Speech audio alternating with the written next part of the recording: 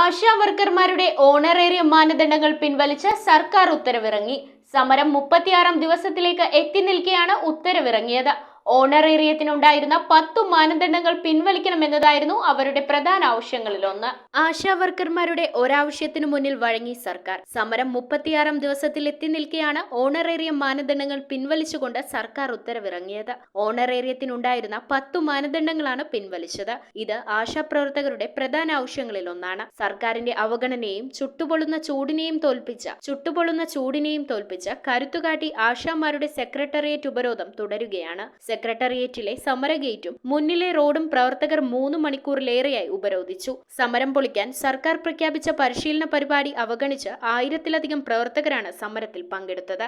830 പോലീസുകാരെ വിന്യസിച്ചാണ് സർക്കാർ സെക്രട്ടേറിയറ്റിന്റെ പ്രവർത്തനം തടസ്സപ്പെടാതെ നോക്കിയത്. എന്നാൽ മറ്റു ഗേറ്റുകളിൽ ശ്രദ്ധിക്കാതെ ആശാപ്രവർത്തകർ സമര ഗേറ്റ് മാത്രം ഉപരോധിച്ചു. വൈകിട്ടായാലും ഉപരോധം അവസാനിപ്പിക്കില്ലെന്ന ഉറച്ച തീരുമാനത്തിലാണ് സ്ത്രീകൾ. News bureau, Ernakulam.